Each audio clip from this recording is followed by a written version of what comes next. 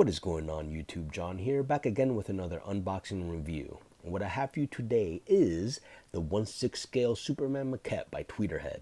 So what I'm going to go ahead and do is I'm going to take all the pieces out, show you each one individually, put them together, and tell you what I think. As you can see, this box has seen better days. There's a hole right there, and there's a hole over there. Hopefully the inside art box will be fine. But let's go ahead and crack this open and take a closer look. And after taking it out of the shipper, thankfully the art box is intact, no dents or anything, so I feel pretty good about how the statue is going to be. I went ahead and took the styrofoam tray out of the art box and put it on my little stand here, and I'm going to go ahead and take all the tape all the way around off of it and go ahead and crack it open and take a look at the pieces. And you're met with 6 different pieces total here. I'm going to go ahead and get rid of the wax paper and start with the base. It is a Fortress of Solitude base, which is a pretty common base for a Superman statue, so nothing too crazy there. I was really actually surprised just by how heavy this base was. It was way heavier than I anticipated.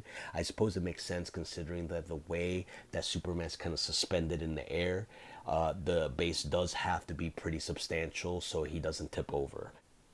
They did a really good job on the paint application here for a Fortress Solitude base. You know, it looks really nice. All right, let's go ahead and move on, and we'll go ahead and show you the different head portraits. We'll go ahead and start with the regular edition head portraits and then move on to the EX head portraits. Let's start with short-haired Superman here. And they did a really good job. This sculpt is amazing. Such a classic Superman look. His skin color is a little more tan than you would think, but hey, you know, he gets his power from the yellow sun, so why not, right? If you look in the back over here, I think it's pretty smart the way they cut this out here. It just slips into underneath his cape, and you kind of forget that there's a seam in the back, which is pretty smartly done. But yeah, as you can see, the paint applications are really well done. Nice eye decals. We're going to go ahead and move on to the long hair, which I call the Patrick Swayze. But this one's pretty well done too. You know, as you can see, it's the same head portrait but with longer hair. He had this kind of hairdo in kind of like the 90s Superman comics after he died. We're going to go ahead and move on to the EX portraits. The first one is short hair heat vision. As you can see, it does look pretty cool. I do like that it's more of a stoic kind of look on his face instead of him like screaming or showing a lot of rage, because that's not really Superman to me. So yeah, that one looks really well done. I'm going to go ahead and move on and show you the long-haired version of the heat vision portrait. And I think this one looks pretty good too. It's pretty much the same as the long-haired regular version, but with his eyes lit up, kind of glowing. I think it's a cool effect. Sometimes the heat vision head portraits tend to look a little too edgelordy for my taste, so I kind of appreciate the more like calm, stoic look. Okay, moving on. Let's move on to his body here. And I really do think this is probably one of the best Superman sculpts I've ever seen. Tweeterhead is so good at kind of capturing kind of like the classic look of each superhero, and I do love the way his costume looks here, how it's kind of pulling against his torso and creating folds there. I think that's a cool touch. You can tell his musculature is on point. He definitely looks like a Superman. His cape is sculpted nicely.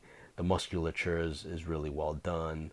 The paint applications are really great. I know some people had trouble with like kind of the blue around the yellow belt, but mine I think came out really well done. I'm really happy with the way this turned out. They used a little bit of orange, kind of give shading around the yellow here, just to add a little extra dimension. In the back, they also even did it here in the back of his yellow S, which is sculpted, which I appreciate, not a decal. Another little thing I'd like to point out is the detail around his fist. A lot of times it's hard for these companies to do a fist that doesn't look like just one blob. So there is separation between the fingers here, which I thought was really well done. Alright, I've shown you all the different pieces. I'm going to go ahead and put Superman together now and kind of give you a close-up of what he looks like after that. So let's go ahead and do that. And as you typically do, we're going to go ahead and start with the base right here. Now, this does have a giant keyhole right there, and Superman's body itself has a big key right there. You kind of match the two up, and he goes right in. No real fear of him tipping over because this base is pretty heavy.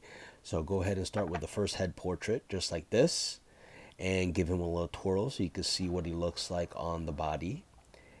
And let's go ahead and give Superman a twirl here so you can see the details up close. I do think that you can see kind of like a shadow underneath Superman's foot, and it really does enhance the effect that he's floating above this base, which I think is kind of cool. Uh, Taking a look at the base here, like I said, it's nothing to write home about. It's a pretty common base, the Fortress of Solitude base, but it gets the job done, and it actually does hold them up pretty well. You can see some of the folds and detail here of the cape. I thought that was really well done. It did a really good job of hiding the seam. As you can see, I'm going to go ahead and take the head off here. You can't really see the seam there because it's tucked underneath his cape. I thought that was smart. Of course, the head is magnetically fit into the top of his body. Twirling around here, just giving you kind of a better look at some of the detail on the statue. And yeah, we're gonna go ahead now and switch heads, and let's go with the long-haired portrait next. I'm gonna go ahead and take this one off, put the long-haired one on, and you know what? For a lot of people, this was their Superman. I know in what they call the triangle era of the comics in the 90s, he rocked this look for quite a while. I read Death and Return of Superman and Reign of Superman mostly when I was a kid, and this is kind of how he looked like through some of that. So anyway, let's move on. Let's try to look at the heat vision head portrait now with the short hair, and it looks pretty awesome. I love the stoic look. It just kind of, to me, gives him like a quiet badass kind of vibe. I do like that.